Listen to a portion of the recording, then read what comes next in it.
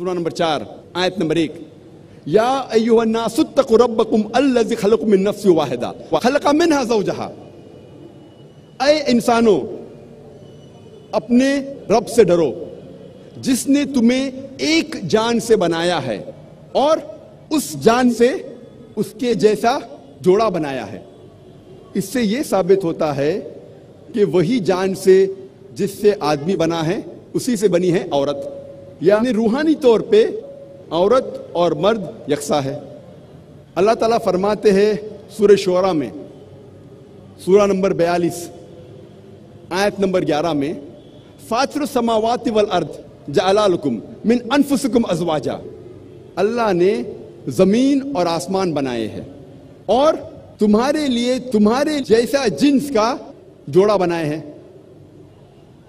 مطلب آدمی اور عورت روحانی طور پہ یکساں ہے۔ اللہ تعالیٰ فرماتے ہیں سورہ ہجر میں سورہ نمبر 15 آیت نمبر 29 میں کہ میں نے انسان کو بنایا اور اپنی روح اس میں پھونکی۔ اللہ تعالیٰ پھر سے دہراتے ہیں سورہ سجدہ میں سورہ نمبر 32 آیت نمبر 9 میں، ہم نے انسان کو بنائے اور اپنی روح اس میں پھونکی، دونوں میں، مرد میں بھی اور عورت میں بھی۔ اس کے معنی یہ ہے کہ اللہ سبحانہ و تعالیٰ کا علم ہر انسان کو دیا کہ اللہ سبحانہ و تعالیٰ ہے۔ اللہ فرماتے ہیں سورہ اسراء میں سورہ نمبر 17 آیت نمبر 70 میں، وَلَقَدْ كَرَّمْنَا بَنِي آدَمَ، اللہ سبحانہ و تعالیٰ نے بنی آدم پر کرم فرمائے۔ اللہ سبحانہ و تعالیٰ نے ساری بنی آدم پہ رحمت فرمائے، چاہے وہ آدمی ہو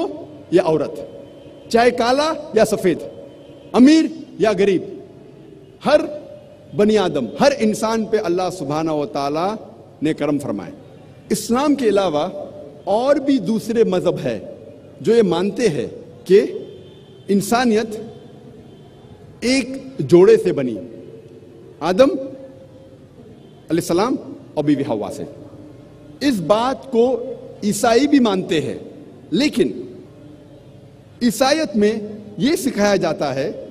کہ انسانیت گناہ میں پیدا ہوئی ہے اور اس کے قصوروار ہے عورت،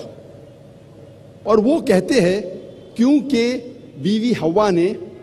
آدم علیہ السلام کو پھل کھانے پہ مجبور کیا، بہکایا، اسی لیے انسانیت گناہ میں پیدا ہوئی، اور وہ سارا الزام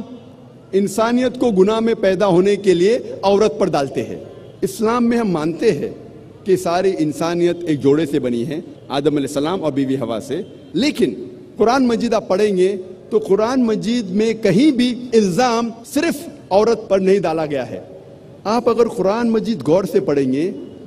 تو نافرمانی کا الزام دونوں پہ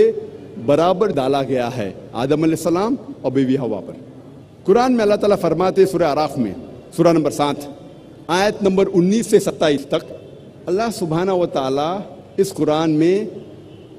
کم سے کم آدم علیہ السلام اور بیوی حوا کا ذکر، دونوں کا ذکر 1 درجن سے زیادہ بار کرتے ہیں ان آیتوں میں،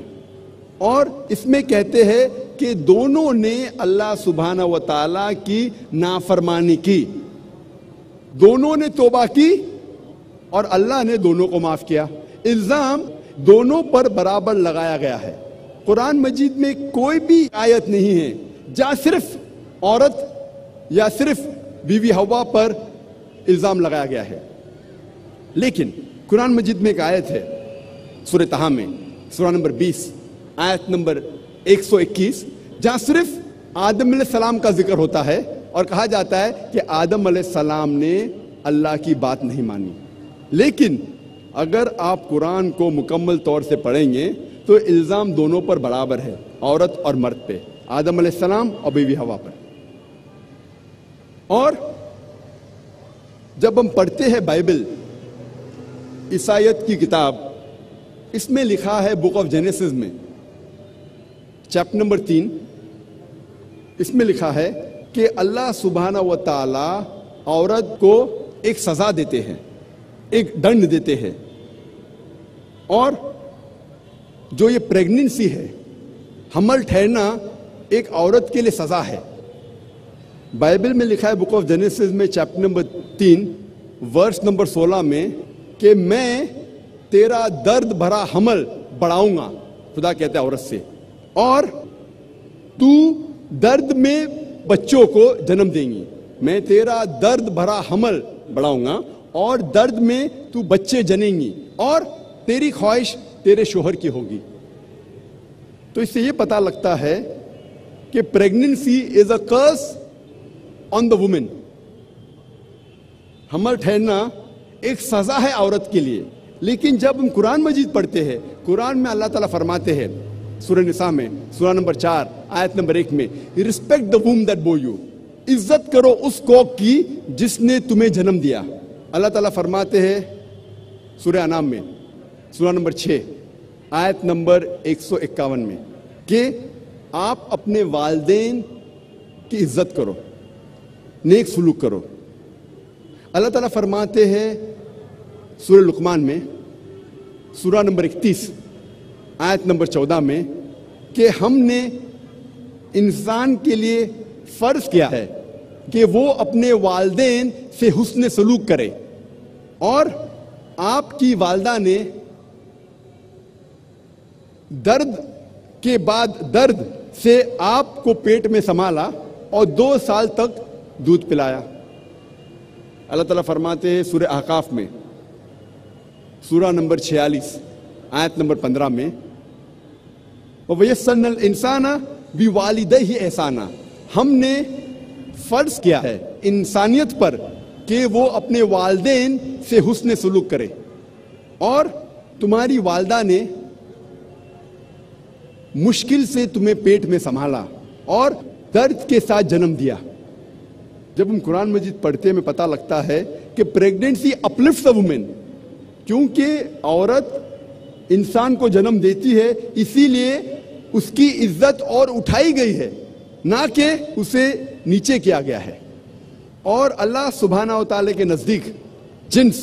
سیکس کبھی بھی کرائٹیریا نہیں ہے، کبھی بھی معیار نہیں ہے کسی کو عزت دینے کے لیے یا نیچے گرانے کے لیے۔ انسان کو جانچنے کا معیار قرآن مجید میں دیا گیا ہے سورہ حجرات میں سورہ نمبر 49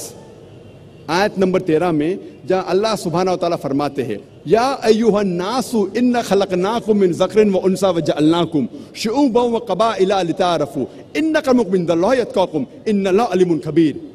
اے انسانوں، ہم نے تمہیں ایک مرد اور ایک عورت کے جوڑے سے بنایا ہے اور تمہیں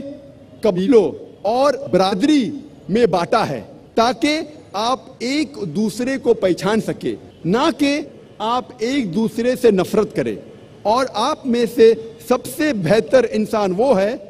جو تقوی رکھتا ہے۔ اللہ کے نزدیک انسان کو جانچنے کا معیار جنس نہیں ہے،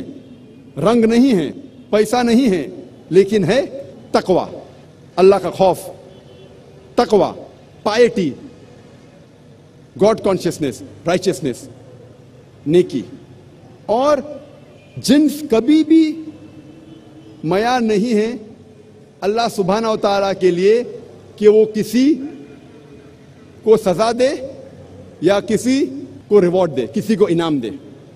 اللہ تعالیٰ فرماتے سورہ آل عمران سورہ نمبر 3 آیت نمبر 195 میں اللہ تعالیٰ فرماتے میں کبھی بھی